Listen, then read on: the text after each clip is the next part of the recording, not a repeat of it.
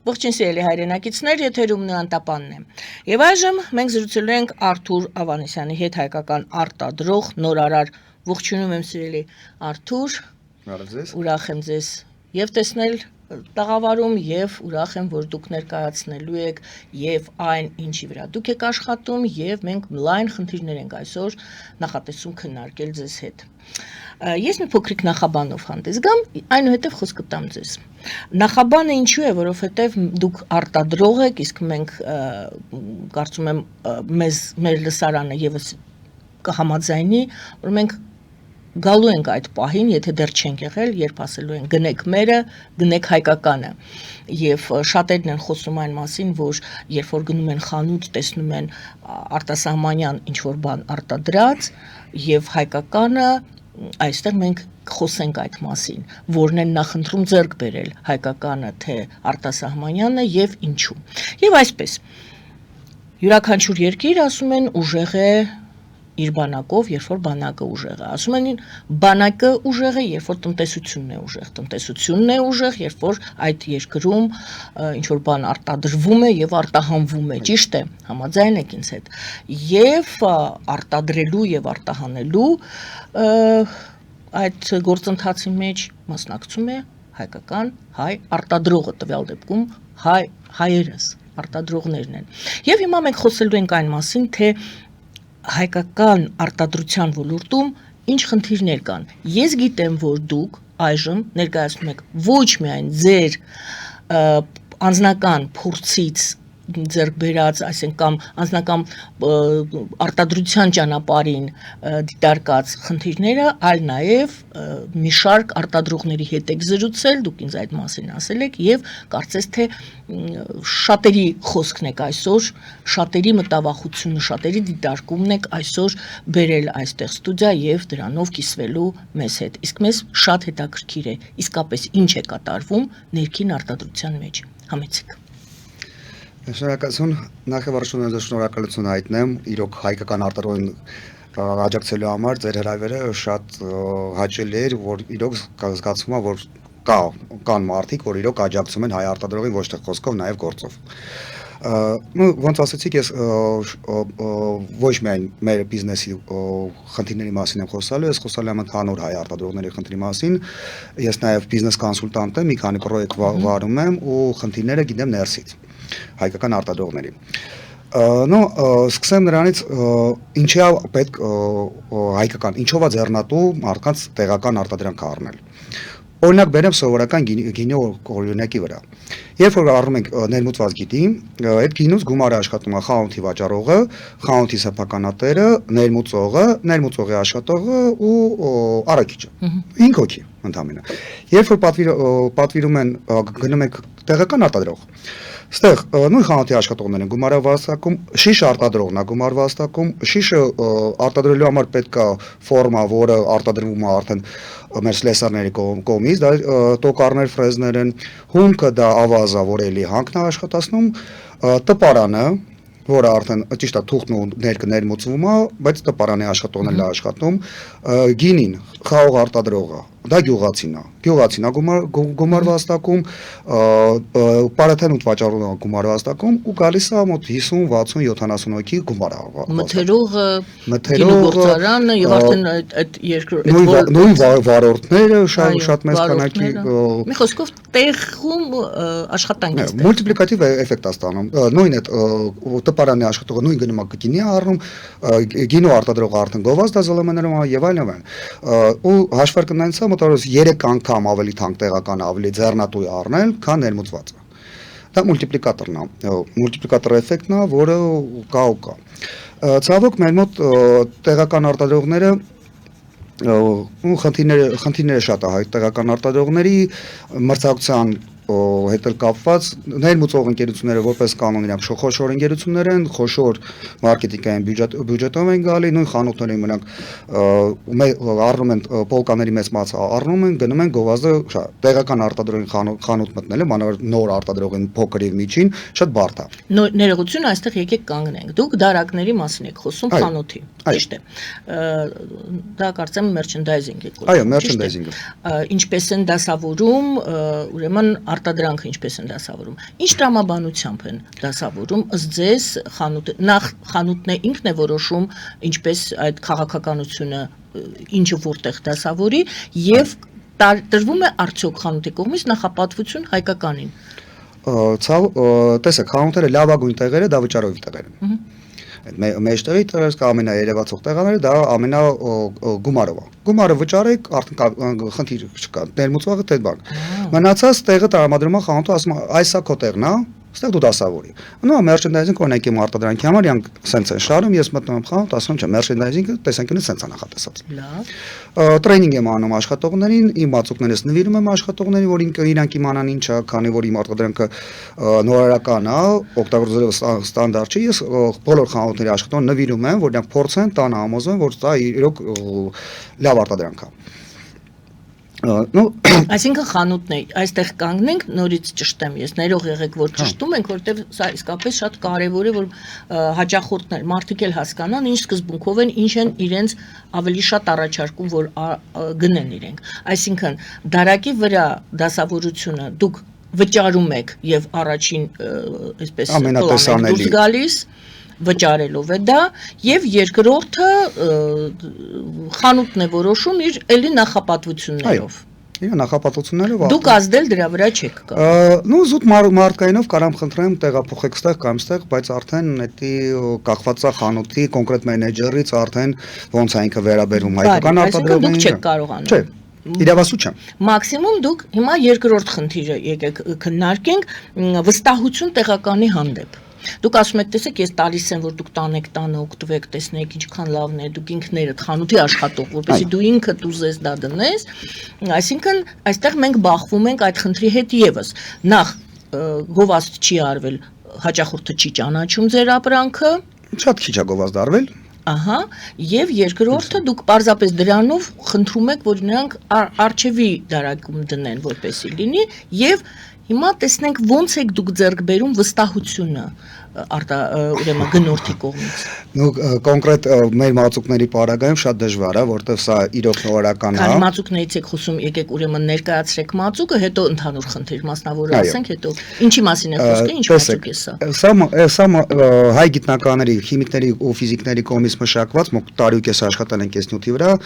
ստացել ենք այդ նյութը, որը ջրի աղերն է վերացնում,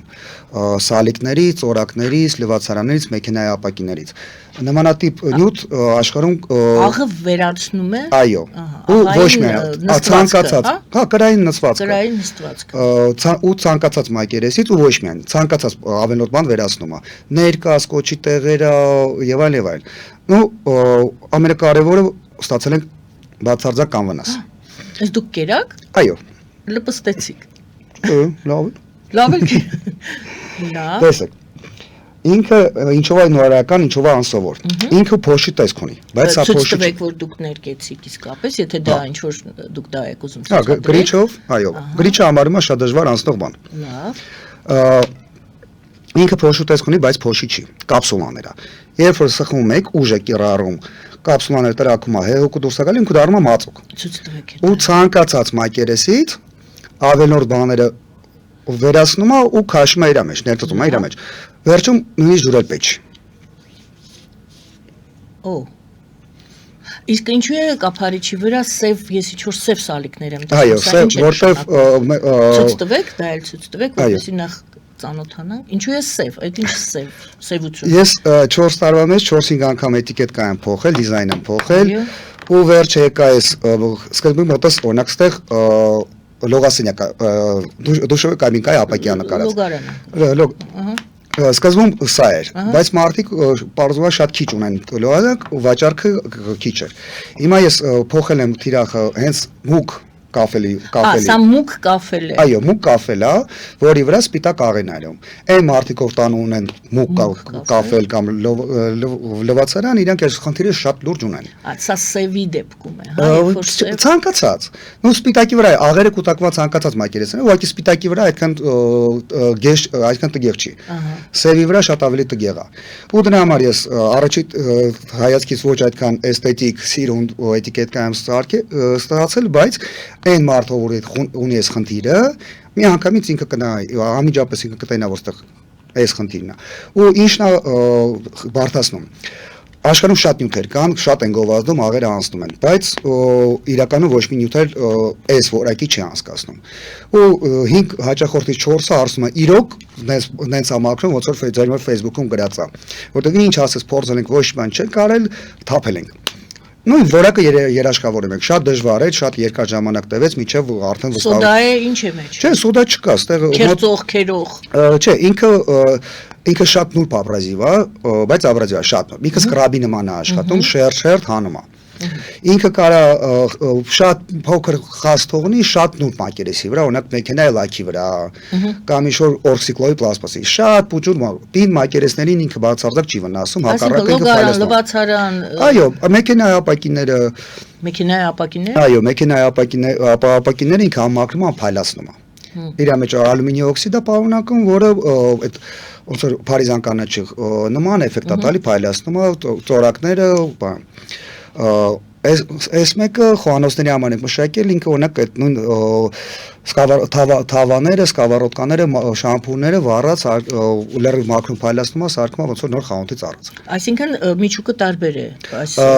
Տեսեք, բազան նույնն է, բայց բաղադրությունը արդեն տարբերությունը բավականին մեծ կա։ Որտեղ այս նյութերը սա նորարարությունն է, ասում եմ, 1.5 տարի աշխատել ենք, մոտ 50 անգամ ֆորմուլա ենք փոխել, մինչև ստացել ենք այս վերջնականը։ Ստացել ենք մաքսիմալ հնարավոր որակ անվնաս լինելով։ Հիմա հետ են գալիս այնտեղ, որտեղ կանգնեցինք, վստահություն տեղականի հանդեպ։ Տվյալ դեպքում վստահություն։ Ինչպես անի գնորդը, որպեսի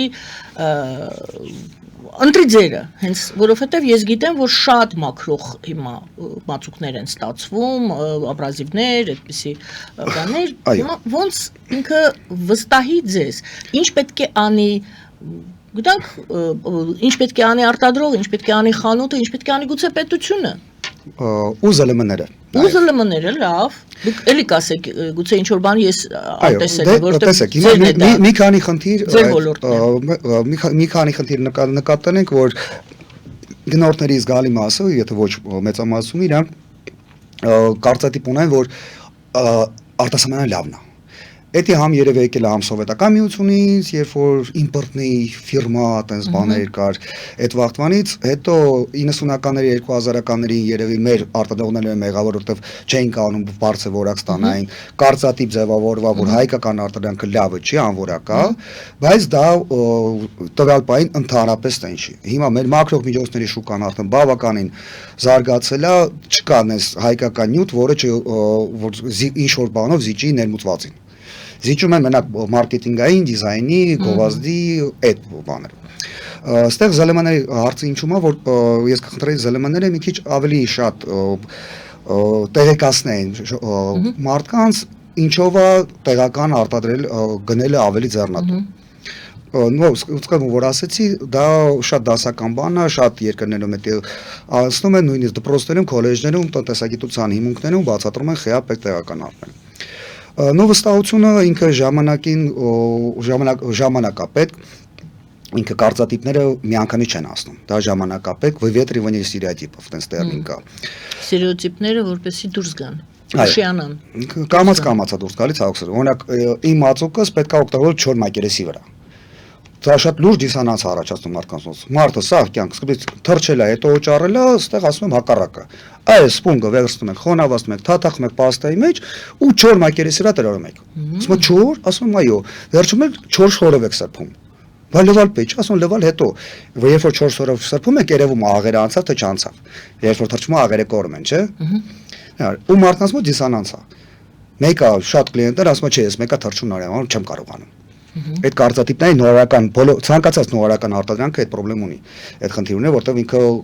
կարծատիպը ջարդում։ Դիսոնանս, հասարակ դիսոնանս, այդ հոգեբանական դիսոնանս առաջացնում։ Նո, ինչ կապված է տեսեք, ինչու շարունակելով այս վստահություն տեղականի հանդեպը գալիս ենք մենք որակի թեման ենք բարձրացնում, ճիշտ է, որակը պետք է լինի։ Մենք մտածում ենք մենք հումք չունենք, լավը չի մեր հումքը, դուք չգիտեմ, պարզ չի ինչից եք սարքել, պարզ չի, հա։ Տեսեք, Չէ, հումք Փարկասո հիմա հումք ներմուծելու ցավոք արտադրություն չունենք, բայց հումքերը ներմուծում են համ Ռուսաստանից, համ Պարսկաստանից, համ Չինաստանից, համ Հնդկաստանից, համ Գերմանիայից։ Որակի վրա, այսինքն հումքի վրա խնայում կամ վատ հումք բերում, էժան ավելի բերում, սկզբում ես որպեսզի ձեր բիզնեսը ավելի շահավետ լինի։ Դուք որակյալ հումք եք ձեռք բերում։ Տեսեք, Հայաստանում իրոք ստաբիլ որակ ստանալը բավականին բարդ է։ Կապված է տարբեր խնդիրներից, լոգիստիկայից կապված, բարեխիղճությունից վերջացած։ Մոտս եղել է դեպք, ես նույն մատակարարից նույն հումքը առել եմ, մի անգամ որակը ինչ էր եղել։ Հետո իմացա, որ մատակարարը լոգիստիկայի պատճառներով ուշացել էր, հումքը որակը ընկել էր, արևի տակ շատ է մնացել, որակը ընկել էր։ Ես դրանից հետո որոշեցի այդպես կրիտիկական հումքեր առնեմ գերմանական BASF ընկերության, ինքը շատ բավականին զգալի թանկ է իր հումքը, բայց ես համոզված եմ մաքսիմալ ստաբիլ որակ եմ ստացել։ Որակ, երկրորդը գին եկակ, այդտեղ որ ասում եք գերմանական թանկ է,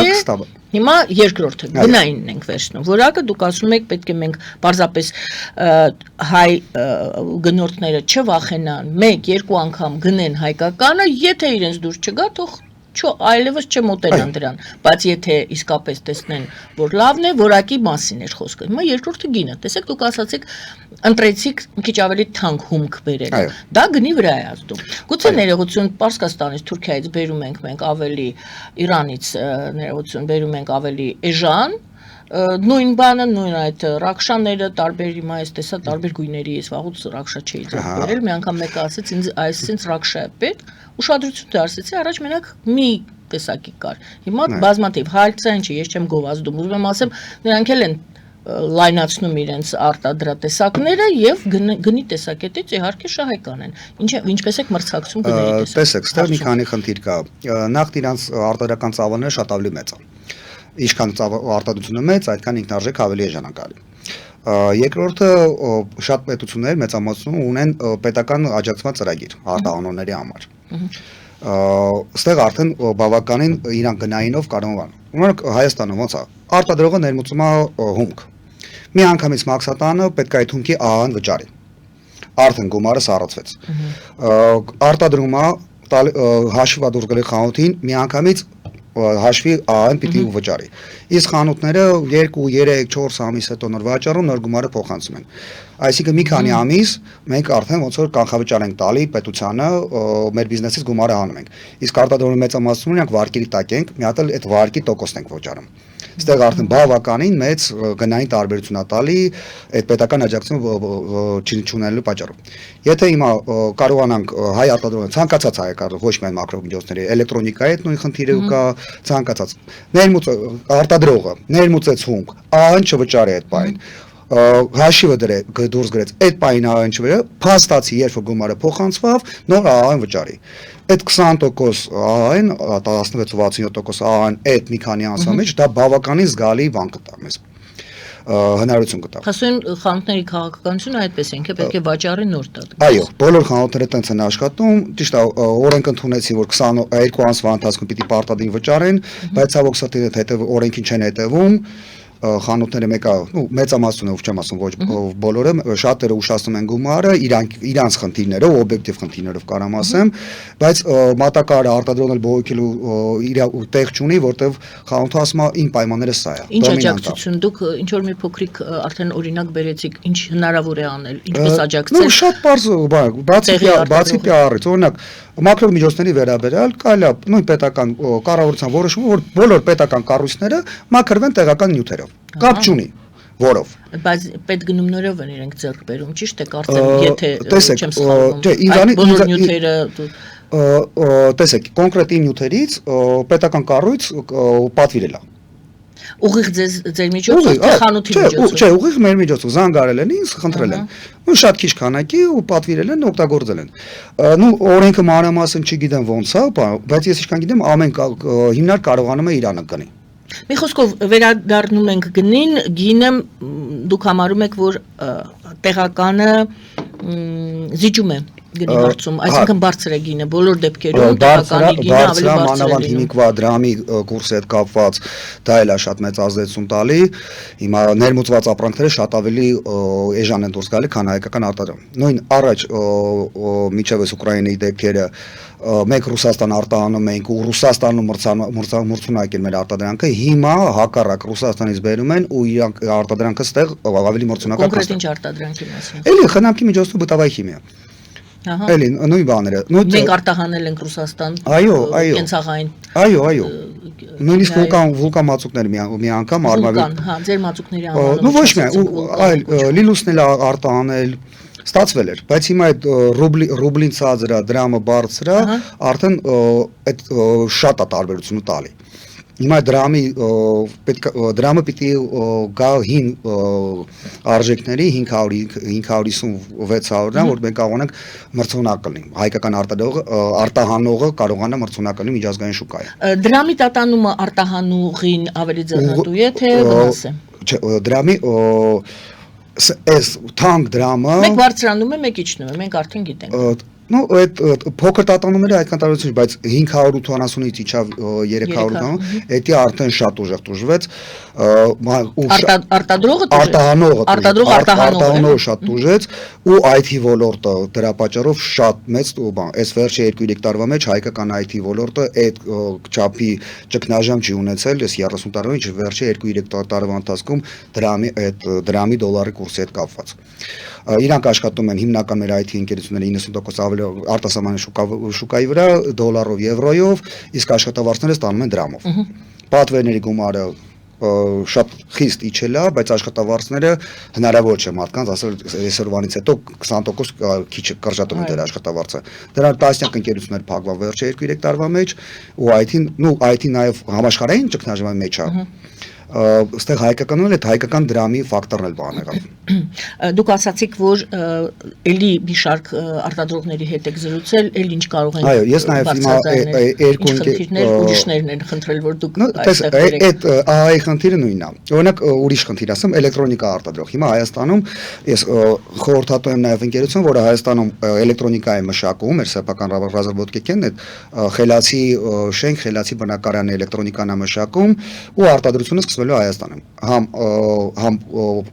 PCB արտադրությունը, հենց բուն պլատայի արտադրությունն է լինելու Հայաստանում, որը սովետական միությունից հետո Հայաստանում չի արտադրվել։ Եվ այդ պլատայի վրա արդեն այդ ավտոմատիկ լինիայով կանվերով տեղադրվելու է։ Հիմա նույն խնդիրը ինչու՞մ է, էլեկտրոնիկա մշակողը։ Ինքը մշակեց այդ պլատան։ Հայաստանում արտադրություն չկա։ Ինքը պատվիրում է Չինաստանը։ Ու կապ չունի ինքը քաղաքացիական է թե ռազմաարդյունաբերական է։ Նույնիսկ մեր ռազմաարդյունաբերությունը Չինաստանում պատվիրում է պլատան։ Այդ պլատան արտադրել Հայաստան բերել է, դա տևում է 20-30 օր։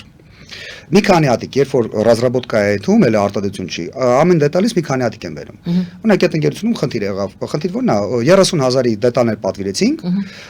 բայց այդ ֆիրմայոնով ավելացավ, բրոկերը ծառայությունը ավելացավ, մոտ 3 անգամ ավելի թանկ եղավ, քան իր նյութը։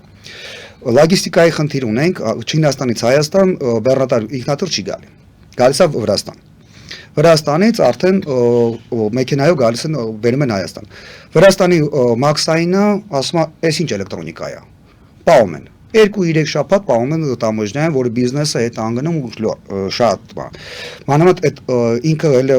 ռազրաբոտկի մեջ R&D ակոչում research and development։ Էլիքը վաճառքի չի, բայց ինքը արդեն իր վրա ԱԱ է ապրում։ Կաչում դու բերել ես, ընկերությունը բերես ԱԱ տուր, բայց ռազրաբոտկա է, փորձարկումներ են, քելը բան չեն կանում։ Այդ նույն խնդիրը բյուրոկրատիա է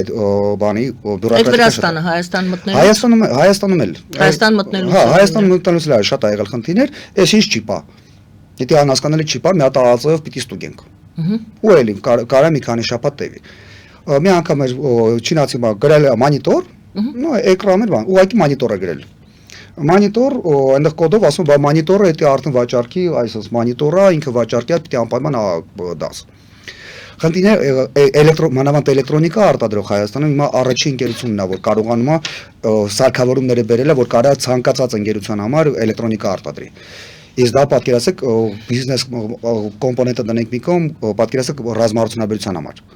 Մենք հիմա բավական մշակած հայկական էլեկտրոնիկա ունենք, դրոնների հետ կապված եւ այլն, ռազմարտունաբերության չեմ կարող շատ բան բացատրեմ, բայց ինքը լիարժեք չի կարող գաղտնիություն պահի, որտեղ ստիպված ենք այդ ամեն ինչը Չինաստանը պատվիրենք։ Ու Չինաստանի սպեցլուժբը բավական լավ են աշխատում, այդ սա իրանք իմանում են։ Փակագծերում պարզապես հիշեցնենք, այսինքն նշեմ, որպեսզի մեր լսարանը իմանա, ինձ հետ զրույցում դուք ասացիք, որ ինչ որ մի շրջան աշխատել եք ասիկինքներդ, մի քիչ ներկայացրեք ձեզ։ Հա, ներկայացնեմ, ես Սովորեմ ֆիզմատդպրոցում բարձրագույն կրթությունս կառավարման ինֆորմացիոն համակարգերի կառավարման փորձագետ եմ, տնտեսագետ ճարտարապետ, դիպլոմից պետք է։ Մինչև 2010 թվականին աշխատել եմ որպես ծրագրավորող, տարբեր ընկերություններում հայկական, ամերիկյան, գերմանական, ռուսական, 2010 թվականից հետո ես բիզնես կոնսուլտանտ եմ, շուկայի գիտության, ստրատեգիկ մարքեթինգի եւ կառավարման։ Ընդհանուր մասնակցել եմ 150 պրոյեկտների մեջ, տարբեր դերերում, տարբեր ոլորտներում, նույն նաեւ UIT ակտիվ անդամ եմ եղել Zhang Messenger-ի ներկայացուցիչն եմ UIT-ում։ Ու այդ վաղվանից Հայկ Չոբանյանի մասնագիտական ճանաչում էր, ու երբ որ ինքը նշանակավ նախարար, ինքը ինձ հրավիրեց, ասեց կոնոմա մասնագետներ մեզ պետք են, ու ընդունվա ես որպես խորհրդատու բարձր տեխնոլոգիայի նախարարություն, ռազմաարդյունաբերության կոմիտե, մի քանի ամիս աշխատեցի, բայց Հայկ Չոբանյանը երբ որ դուրս եկավ պաշտոնից, ես դուք եւս դուրս եկաք։ Այո, մի քանի ամիս հետո ես դուրս եկա։ Ռազմաարդյունաբերության մասին շատ չեմ ուզենա հիմա խորանալ, ճիշտն ասած, գուցե փակ ինֆորմացիա կա, որը պետք չի որպեսի դուրս գա, պարզապես ձեր դիտարկումը գոնե պետությունը պատշաճ, բավարար ուշադրություն դարձնում է այդ ճյուղին, թե ոչ։ Որպես գնահատական եմ ասած։ Ցավոք ոչ, ու լոգիկան ես հասկանալի է։ Մեր զինվորականների լոգիկան շատ պարզ է, ասում եմ, մեզ պետքա փորձած թան։ Անփորձ մածունը գնացեք փորձարկեք, նոր բերեք։ Բայց այդտեղ արդեն բան է դառնում, զանգնուտը կրուկ։ Միջև ռազմական զինվորականները չաջակցեն, չփորձարկեն, բան չենք, այդ բանը չէ։ Նու ունենք շատ լավ ռազմապետկաներ, բավական կարող ասեմ, հանճարեղ ռազմապետկաներ։ Այո, բայց քանի որ սա գիտական աշխատանք է, իսկ գիտությունը ինքը ռիսկային է, ինքը պահանջում է ներդրումներ, ռիսկային ներդրումներ։ Օրինակ իմ ինֆորմացիայով անցած տարի ինչ որ տրամադրվել ռազմաարդյունաբերության համալիրի այդ գիտական աշխատանքի գումարների կեսից ավելի վերադարձավ պետություն։ Ուղղակի քանի որ մասնագետների պակասը լուրջ է ու չեն հասկանում իրոք արժի էս բանի մեջ ներդնել 4-5 տարի գումար ներդնել, հետո կստացվի թե չի ստացվի։ Սա ոնց որ իրոք ռիսկային մասը, այստեղ բարդ է։ Դրա համար չեմ կարող ասեմ, որ աջակցություն չկա կամ կա, մի քիչ պետությունը ռիսկի չի գնում, սենց ասեմ։ Այո, որտեղ գումարի խոհություն կա, բայց դեպքեր կան պրոյեկտները շատ լավն են, դեպքեր կան պրոյեկտները ասում են գովում են շատ լավն է, բայց իրականում ոչ բան է։ Բայց էլի եմ դրա ասում, համար էքսպերտներ պետք է լինեն, որոնք իրենց գնահատականը տան եւ իրենց եզրակացությունը տան։ Դե հենց Հայկ Չոբանյանը ինձ հրավիրել են հենց այդ աուդիտի համար, որ ես տեզաները, քանի որ ես մի քանի մասնագիտություն ունեմ, ես կարողանում եմ այդ ընդհանուր ինչ-որ այդ հանձնաժողովի այդ անդամ լինել ու կարողանայի արդեն բան։ Լավ, հիմա ընդհանուր վերցնենք։ Նորից մեր խնդիրն է ներքին արտադրություն, ներքին արտադրողին։ Ինչպես հիմա պետության թեման, քանի որ դուք եք աշխատել ինչ որ ժամանակահատվածում նախարարությունում, պետպաշտոնյա եք եղել, այսպես ասենք։ Չէ, քաղաքացիություն չի դարա, չէ։ Դա նշանակություն չունի, դուք ներքին այդ բյուրոկրատիան համենայնդեպս տեսել եք։ Հիմա մեզ պետք է հասկանանք, մենք, քանի որ նորից կրկնում եմ, մենք ուզենք չուզենք, մեր տնտեսությունը պետք է ուժեղ լինի, տնտեսության մեջ էլ նորից չկրկնեմ, արտադրողը պետք է արտադրող եւ արտահանող։ Աչքի լույսի պես պետք է մենք ամեն մի արտադրողին պահենք եւ գուրգուրենք։ Պետությունը ինչ կարող է անել, ինչ խնդիր կա, որը պետական աջակցության կարիք կարող է լինել, որպեսզի խրախուսի եւ ներքին արտադրողի շահերը պաշտպանի։ Ես հասկանում եմ, որ կա միշտ էլ ցանկացած երկրում էլ կա ներգրող եւ ներքին արտադրող հակասություն, խնդրեմ, մրցակցություն, բայց տվյալ դեպքում մենք խոսում ենք, իմիջիալոց այսօր մեկ արտադրողի ներգրողի հետ է խոսում եւ այդ ներգրողը շատ հետաքրքիր ձևակերպում արեց, ասեց ինչքան վատ լինի, ես ներգրող եմ, այս կուզեմ իմ վիճակը վատ լինի, որպեսզի այն ինչ ես ներգրում եմ, արտադրողի ստիպված լինենք մենք ներսում արտադրել։ Ու հենց իրանք են արտադրող, որտեղ ներմուծողը ինքը արդեն բավականին մեծ ինֆրաստրուկտուրա ունի, ինքը ունի մենեջերը, առաքիչներ, խանութներում արդեն պայմանավորություն ունի։ Իր համար նույն արտադրանքը Հայաստանում արտադրելը ու սպառելը արդեն խնդիրը շատ փոքր է անում։ Օրինակ նույն հիմա մենք այս էլեկտրոնիկա արտադրում մենք հնարավորություն ունենք այս LED լույսերը արտադրելու։ Ցանկացած LED լույս ունենք արտադրել։ Ուղղակի մեր այդ ընկերությունը չի ուզում ինքը վաճառքով զբաղվի։ Հիմա կա ներմուծողներ, որոնք արդեն սա խանութներով պատրաստ են։ Հիմա եթե գնայինք քաղաքականությունը մեզ թույլ տա, որ գոնե Չինաստանին մրցակցեք գնային որակականը մենք որակը մենք բարձր որակ ենք տալու մենք իրավունք չունենք այ գնային եթե ինչ որ պետական աջակցություն լինի այ տեսքով կամ ցանկացած տեսակի աջակցություն որ մենք կարող ենք Հայաստանում այդ LED լույսերը արտադրենք դա արտադրությունն հենց է որ մի շաբաթում մենք կարող մի տարվա հայկական շուկան փակենք ու այդ նույն ներմուծողը ոչ թե ներմուծի Գերմանիայից կամ Չինաստանից հայկական արտադրի հայկական առնի լավ Ստեղ ինչ ա ինվեստիցիա ինվեստիցիա կարիք էլ չկա չէ ինվեստիցիա շատ մենք մեր օնցով կարողանում ենք արտադրել նենց մեծ գումարներ չի արդեն պահանջում մեծ ինվեստիցիա պահանջում էր սկզբից այդ նույն սարքավորումը բերել այդ սաղ այդ գիտնականները նույն 16 թվականից այդ պրոյեկտը սկսվել է նոր հասանք արտադրությանը 9 տարի տվեց հիմնական գումարները գնացել է այդ վաղ այդ հիմա Հիմա պետական աջակցությունը ոնց է։ Հիմա օրինակ տենդերները իրանք հիմնական բանը հաշվում են գին։ Այստեղ կարելի է ուղղակի պրիորիտետ տալ հայկականը, եթե հայկականը նույնիսկ երկու անգամ ավելի թանկ է, բայց գնել հայկականը։ Իրավունք չունի։ Պետական կառույցի իրավունք չունի։ Դե սա դրա համար եմ ասում, դա արդեն պետական դա արդեն կտա նախընտրություն, քանի որ այդ վատ որակը ցածր գնով է պաշտպանված։ Տեսեք, օրինակ նույն մակրո միջոցների շուկան ասեմ, հայկական շուկայում արդեն բավականին շատ արտադրող կա, արդեն որակ զուտ մշակության հաշվին որակը բարձր է, վատ հայկական մակրո միջոց շատ քիչ կա։ Ով էլ վատ արտադրում շուկայից դուրս են գալի։ Արդեն գին որակ հարաբերության վրա արդեն նորմալ կաշխատեն։ Նույնիսկ ներմուծողը ունի սուբսիդավորում պետական։ Նույն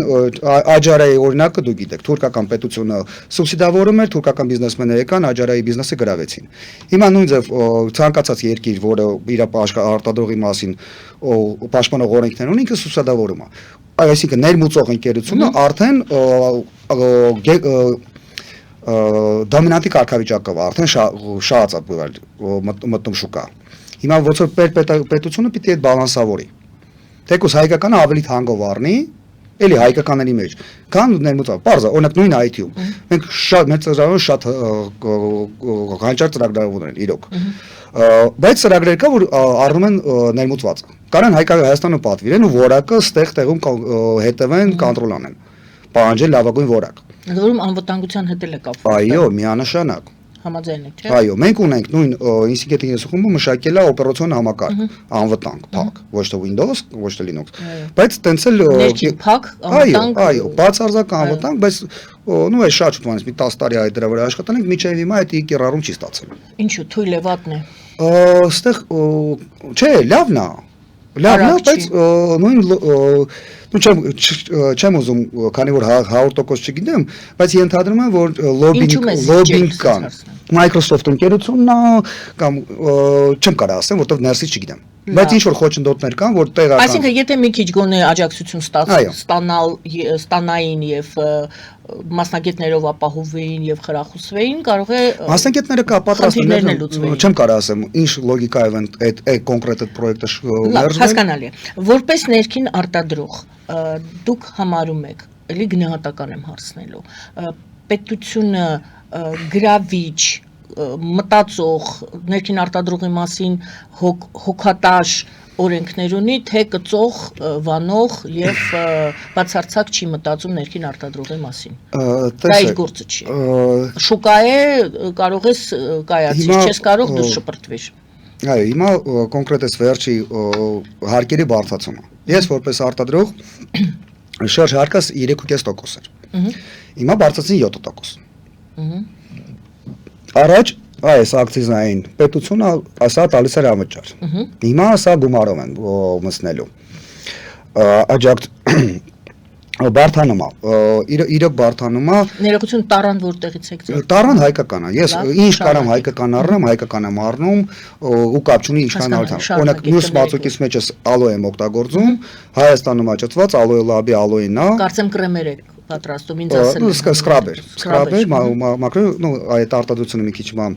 ֆինանսական խնդիրներ պատճառով։ Կապ չունի, բայց դուք մշակում ունեք։ Ու այդ նույն ալոյը ֆորմուլաները ունեք։ Այո, ու այդ նույն ալոյն, որ տարան լաբորատորիա ստեղ Հայաստանում ու Ռուսաստանում ստուգեցին ու զարմացել կան, սենց ակտիվ որակյալ ալոյ ո՞րց է ճարել։ Բայց ինքը զգալի թանկ է, քան ներմուծվածը։ Լավ, օրենքներից ենք խոսում, բարի, soft օրենքներ են, թե հակառակը անտարբեր օրենքներ են։ Ցավոք օրենքները հիմա նենց է, որ մանավանդ մանր միջին արտադրողներին շատ են նեղում։ Նույն հարկայինը բարձրացրեցին, նույն այդ ակտիվ բաներն գնալով բարթանում է։ Հա, իրանք ասում են օրենքները խոշորի դեմ են, բայց խոշորը ինքը դիմանում է, բայց փոքր ու միջին բիզնեսը իրոք խեղդվում է։ Ինչ խնդիրներ եք տեսնում փոքր միջին բիզնեսի։ Ես արտադրող ՍՊ-ս ինքը շրջարկով էր աշխատում։ Սկզբում ընդհանրապես միկրոբիզնես էր, հետո առանց հարկեր, միկրոբիզնեսը վերացրեցին սարքին շրջարկ, լավը 3.5% էր։ Հիմա խանութների հետ աշխատելու համար խանութը ասում է, մենք աշխատում ենք միայն ԱԱԵ-ով։ Քո ՍՊ-ն սարքի ԱԱԵ-ով, որ քո ապրանքը վեկան ենք։ Ես ստիպված եղա երկրորդ ընկերությունը բացեմ, որը աշխատում է ԱԱԵ-ով։ Մի ընկերությունը կնոջս անունով է, մյուսը իմ անունով է, մի ընկերությունից առնում եմ, կնոջս առնում եմ ու ծախում խանութների։ Ստիպված երկու ՍՊ եմ պահում։ Ու գրանցված աշխատող ընդհանրապես ես եմ կինսը ու մի հոգի աշխատող ունեմ, որը բանը ժամավճարով է աշխատում։ Ամսեկան մի քանի ժամ է աշխատում, մի քանի օր է աշխատում։ Հիմա բայց հաշվապահություն եմ պահում երկու ընկերության համար, այդ սա հարկերը։ Փոքր բիզնեսի համար, փոքր արտադրողի համար բավականին դաժան է։ Այսինքն ձեռնտու չի փոքր բիզնեսին, փոքր բիզնեսը դրանից կփակվի։ Սենց ասեմ, հիմա եթե ով ուզում է ընտանեկան բյուջեով կամ վարկով արտադրություն դնի Հայաստանում, ես տվյալ բանի խորհուրդ կտամ լավ մտածել։ Սա մեր ընտանեկան բիզնեսը մենք սկսել ենք վարկով, ու եթե իմանայինք վարկը սկզբում 5 միլիոն էր, հետո դառավ 13 միլիոն դրամ, հիմա կարողացանք մինչև 9 իջացնել, բայց դուք մինչև վարկը փակում եք։ Այո, հիմա ամսեկան մոտ 600,000 վարկ եմ մանում, որից 50%-ը դա հենց տոկոսն է։ Որովհետև դուք մտաք արտադրության մեջ։ Այո, այո։ Դուք գտաք, դուք կարողացաք մշակել, շատ լավ բան ստացաք։ Մաքսիմալ որակ ստացանք։ Մաքսիմալ որակը ստացաք, դեռ արտահանելու մասին դեռ հələ չենք խոսում, ներսում իրացնելու խնդիր ունենք, որը դեռ չենք կարողանում լուծել։ Նորից եմ կրկնում, անտարբեր է։ Ուզում ես կայացիր, ուզում ես դուրս սարի, դա ազատ շուկայական հարաբերություններ են։ Պետությունը չի շահագրգռված ներքին արտադրողին պաշտպանելու, կարելի է այդպես ձևակերպել։ Այո, տենց չի նկատվում։ Նույնիսկ բանկային օրինակ առաջ կար ֆակտորինգի գաղափար, շատ լավ վարկի տեսակ էր, որ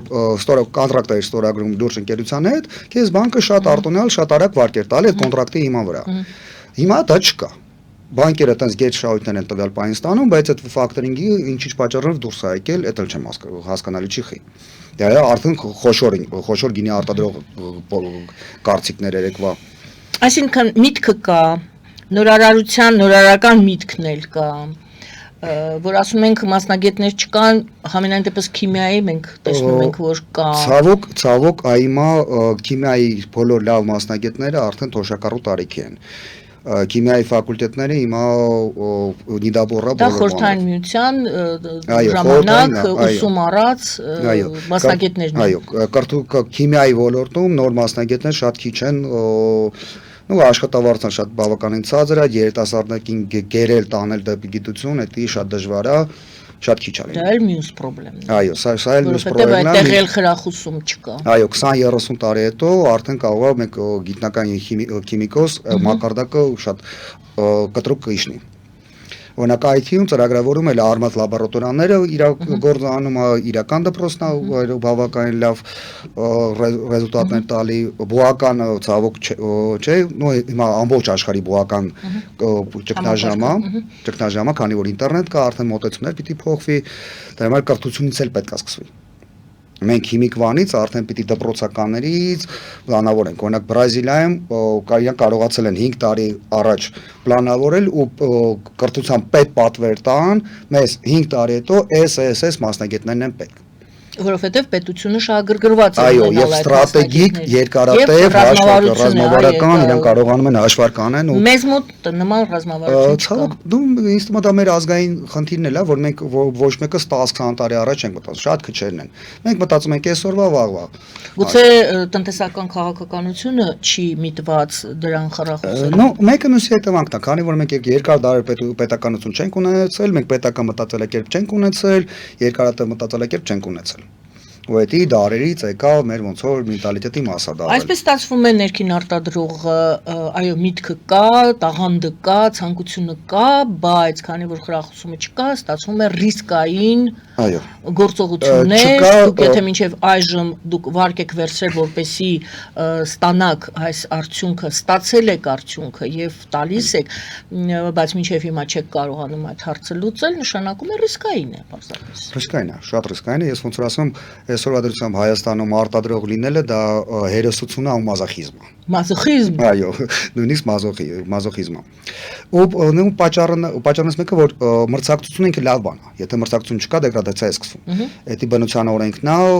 դիեզերքի օրենքն է։ Ես օրինակ իմ դասախոսությունների ժամանակ միշտ բերում եմ ճագարների օրինակը Ավստրալիայում։ Գիտեք այդ պատմությունը։ Չի պատմեք։ 1850-ականներին մարդիկ ճագարներին բերում են Ավստրալիա։ Ու շատ լավ կենթանի արագ բազմանում է ու բաց են թողնում, որ որս որը։ Ավստրալիայում չկա գիշատիչ, որ ունակա ճագար բռնի։ Ճագարները դիսկոնտրոլից սկսին բազմանալ ու վերացնելով անտառները, սահկանաշները, վերացնելով գնում էին։ Վերջը Ավստրալիայում 3000 կիլոմետրանոց Փարիզ են շարել, այդտեղ խորը, որ այդ կրոլիկները չհանցնեն։ Ու դա իրոք օրենք է, եթե չկա մրցակցություն, սկսում է դեգրադացիա։ Հարցը ուրիշ է, որ մրցակցություն պիտի առողջ եւ ազնիվ։ Հիմա եթե ուրիշ պետություն իր արտահանումին աջակցում է, գալիս է Հայաստան, մեր պետությունը չի աջակցում ու արդեն մենք ոչ ազնիվ մրցակցության մեջ ենք գնում։ Այդ բալանսավորումը որ բայ արդեն ասեմ ներքին շուկայում հայկական արտադրողները նույն գինի արտադրողները ոնց են զարգացել մրցակցությունը արդեն անվորակներին ժամանակը դուրս է գցում նույն մակրո միջոցները բայց քանի որ դրսից գալիս է մեծ բյուջեով մատում խանութ 1 միլիոն դրամ վճարում է մենակ սա տեսանելի վերցնում է տեսանել գովազդի բյուջեն ԶԼՄ-ները լցնում է արդեն տեղական արտադրողը չի կարա նույն դեմպինգի, քանի որ հարուստները դեմպինգ են։ Օրինակ տնտեսագիտության մեջ կա անարխիայի թեորիա, ինքը թեորիա ինքը ինչ ասում որ պետությունը չպետք է խառնվի շուկայական հարաբերությունների, շուկան ինքնակարգավորվող է։ Տեսականորեն դա ճիշտ տենց է, բայց փաստացույց է տալի այդ փորձը, որ տենց բան չի կարող լինի, որտեղ դոմինանտը հարուստը միշտ կարողանում է ճնշի նույն դեմպինգով կամ ինչ-որ ոչ ազնիվ։ Պետությունները ամեն պետություն իր արտադրողին անում ու այդ անարխիայի տեսությունը դարավ ուտոպիա։ Ընդ որում գիտեք հետաքրքիր ինչ է, դեմպինգը ժամանակավոր է արվում։ Մինչև դու սովորես այդ արտադրանքին, հետո արդեն ինքը այդ դեմպինգին էլ այլևս չի նայում, դեմպինգ ասելով գինը իջեցնում է, գնի իջեցում է։ Ռուսերեն ասած пока толстый сохнет, худой сдохнет։ Մինչև նա շուկան առնում է այդ ցածր գնով կամ ինչ-որ արտոնություններով, գնորդը սովորում է, իսկ գնորդը ունի այդ իներտ վիճակը, նա եթե սովորում է, ասում է, չէ, գիտես, ես իմ այդ ձեր ասած փորձած թանը անփորձ մածունի պատմությունն է։ Եվ հետո նա գինը բարձրացնում է։ Այսինքն դա քաղաքականություն է եւ ներքին արտադրողը փաստորեն գալիս ենք այսպիսի եզրակացության, որ ներքին արտադրողը պաշտպանված չէ եւ կարող ենք կոչ անել պետությանը մի անգամ եւս մտածել եւ վերանայել տնտեսական քաղաքականությունը։ Նույն Չինաստանը վերցնենք։ Այնտեղ էլ ոնց որ թե եւ մասնակցում է եւ չի մասնակցում, շատ հետաքրքիր է, այնտեղ գիտենք, որ տնտեսությունը երկու տարբերակն էլ օգտագործում է։ Մանր ու միջին բիզնեսը լրիվ ազատ շուկա է, խոշոր բիզնեսը արդեն պետական ու շատ էֆեկտիվ հիբրիդային մոդել են մշակել, հանճար Չինացի 5000 տարվա իմպերիան իրանք աշխատող է։ Կոնֆուցիի փիլիսոփայության հիման վրա բավականին մեծ հաջողություն են արել ու գնալու են ինքը Չինաստանը։ Շատ դա էլ թող մերոնք նայեն, մտածեն, որոշեն։ Վերջին հարցս կապված է էլի նորից վերադառնանք ձեր այս արտադրանքին։ Ես հիշեցի, որ ասենք նույն կներեք, որ կրկնում եմ, որպեսզի ուրիշ անուն չտամ, նույն Ռաքշան հիշենք, հա։ Կան որոշ այդպիսի մակրող միջոցներ, դուք սալիկներ եք ցույց տալիս, լվացարան եք ցույց տալիս, բայց պետք է լինում սպասքը սրբել, սպասքը մաքրել, նույն աղերից, ջրի նստվածք է լինում, բայց ասում են ոչ բոլոր այդ քիմիական այդ միջոցները, որոնցով սալիկ-մալիկ է սրբում, չես կարող սնունդի հետ շփում ունեցող նյութերին, հա, նույն բաժակներն եմ ես վերցնում, բաժակի, ափսեի եւ այլն։ Հիմա ինչպես անենք, որպեսզի հասկանալի լինի ձեր այս վուլկանը, ինչու եք վուլկան դրել անունը դա էլ կասեք, ձեր վուլկանը դուք կերակ, դա նշանակում է արդյոք, որ սննդի հետ հպվող 3 տարուց ավելի ուտում եմ, տենում եք առողջ եմ։ Իսկ ինչու եք ուտում, շատ հետաքրքիր է։ Տեսեք, դա ինչ է նշանակում ուտել, այսինքն դուք փորձել եք եւ չեք թունավորվել, այսինքն թույն չի։ Այո, դու սենց ասեմ, այդ ուտելը ինքս ինքյան ստացվավ, էքսպոների ժամանակ մասնակցում է էքսպոին, ու եկավ ասում են ալերգիկ եմ։ Մարդ ասում է ալերգիկ եմ, խնդիր, եկալը կերա։ Մենք գիտենք ինչ ենք մշակել բաղադրությունը ես ակտիվ մասնակցել եմ մշակման մեջ, ես գիտեմ ինչ եմ եղել, բժշկական սպիրտ կա, որ դրա մեջ շատ եմ ուտում, արդեն մեքենայի ղեկին չեմ նստում։ Դե ոչ եք նստում գդալներով ուտում, դա պարզապես էքսպոների եւ այսպես ցուցադրության ժամանակ ցույց եք տալիս։ Ու բան եղավ, տեսա ռեակցիա մարդկանց։ Ու հասկացա, որ սա իրոք ոնց որ sales point-ա, վաճառը, մարդիկ վստահում են։ Դրանից որ ես ուտում եմ, էլ չեն հարցում ալերգիկ է, էլ չեն ասում ինչ որ մաշկը, ձեռնոց ա պետք, քայքայի չա եւ այլն։ Ու սենց ոնց որ ինքս Փաստորեն քայքայիչ չի, մի փոքր էլ ձեզ օժանդակեմ այս հաղորդումով, որպեսզի մի քիչ դե դուք պետք է պատմեք, ես ինչ ասեմ, ես այնց հարցերով դուրս եմ բերում, որպեսզի հետո եզրահանգեմ։ Փաստորեն ալերգիկ չի, փաստորեն ոչ մի թույնավոր չի, կարելի է եւ սալիկը, այո, շարունակեք։ Եվ սալիկը, եւ օրինակ նոր տարուց հետո այդ դուխովկայի այդ բուդից հետո այդ յուղոտ մասը ես եմ լվում իմ ձեռով ու սառը ջրով սրանով շատ վարքյանական արագ սա այդ վառածները բաները մաքրվում է ինք ու սնունդի մեջ էլ եթե ինքը նույնիսկ եթե չմաքրվի մնա սնունդի մեջ ինքը բացական է օրինակ շատ շումանիտը բոլորը գիտեն շատ ուժեղ անտիժիռ է բայց ինքը կաուստիկ սոդա է իր նույնիսկ գոլոշին է նա թույնավոր երկրներ կա որ ինքը արգելված է բաներում սննդի օբյեկտներում օգտագործել բայց օգտագործում են որտեվ հեշտ է փս յուղերը գնաց բրծավ մարդիկ ալարկոտ են ինչ ճիշտ է բոլորս էլ ալարկոտ ենք չենք ուզում ջանկերային երկրներ կան դա արգելված է հիմա ես մենք մշակելուց նենց ենք մշակել որ աշխարհի մաքսիմալ ամենաբարձր ամենախիստ ստանդարտները պահենք որ հանգիստ կարողանանք մրցակցենք համաշխարհային շուկային Ճիշտ է համաշխարհային շուկա գնալու համար շատ գումար է ինձ պետք լինելու իրավաբանական հարցերն է այստեղ էլ լիցենզիայի հարցերն է չէ պատենտը չէ ուղղակի լիցենզիա ամեն երկիր ներքին օրենքները բայց պատենտ էլ կարող եք անել չէ եթե ֆորմուլան ձերն է հա ճիշտ ասած կոնկրետ այս պարագայում պատենտը անհրաժեշտ չէ $60,000 ես չունեմ Փարկասո քիմիան նենց գիտությունն է, որ մոտստեղ 30 տեսակի տարբեր էլեմենտներ կա ու ամեն մեկ 30 տեսակ, այո 30 քիմիական էլեմենտ կա ու բոլորը անվնաս ու միջև քիմիան ռենտգեն չի քիմիայի լաբորատորիայում ոնց հասկա այս նյութը կա թե չկա այս նյութը կա թե չկա ու իր բաղադրությունը լիարժեք բաղադրությունը ստանալու համար տարիներ կտևի մեծ գումարներ Դե գիտեք անգամ ու ստեղ հումքը այս խեա վուլկան օգտագործում մեր հրաբարուխային միներալները մեր հայկական սարերի որը որակը աշխարհում նմանատիպ որակ չկա Այ քեզ բան այդ որակի։ Այսինքն մերն է հայկական։ Այո, նույնը մեր ալոեն, հայկական ալոեն, ինքն է որակական։ Այսինքն մեկը Հայաստանի այն որակը մենք կա նմանատիպ բան կանան ստանան, բայց այն որակը, որ մենք ստացել ենք Հայաստանում, այս հայ գիտնականների խմբով, հայկական նյութերով եւ այլն, աշխարհում դժվար։ Նու չեմ ասում բացառվում։ Ուղղակի այդքան գումար չեն ծախսի։ Կեցեք դուք ինչ ասենք, ուրախ ենք որ դուք մտածել եք, այդքան չարչարվել եք, ինչպես ասեցիք, մազախիստ եւ ինչ։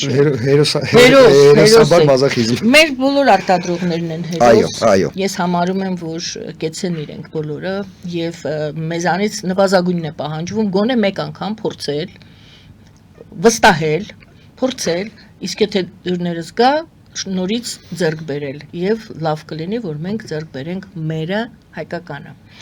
Ես նույնիսկ ասեի եթե չէ, երբ որ ինչ։ Երբ որ հավանեն։ Երբ որ հավանեն։ Եթե հավանեն, երբ որ հավանեն։ Այսինքն եթե դուք ես կասկածի տակ եմ դնում, դուք վստահ եք որ վստահաբար կհավանեն։ Այո, վստահաբար։ Շնորհակալ եմ շատ այսօրվա զրույցի համար, շնորհակալություն սիրելի հայրենակիցներ, Արթուր Ավետիսյան։ Շնորհակալ եմ պարոն Ավետիսյան, հայկական արտադրող նորարար։ Ինչու նորարար, որովհետև այն ինչ դուք արտադրել եք, սա նորարարություն է։ Այո։ Զրույցը վարում էր Գայանե Առաքելյանը։ Բարին ձեզ։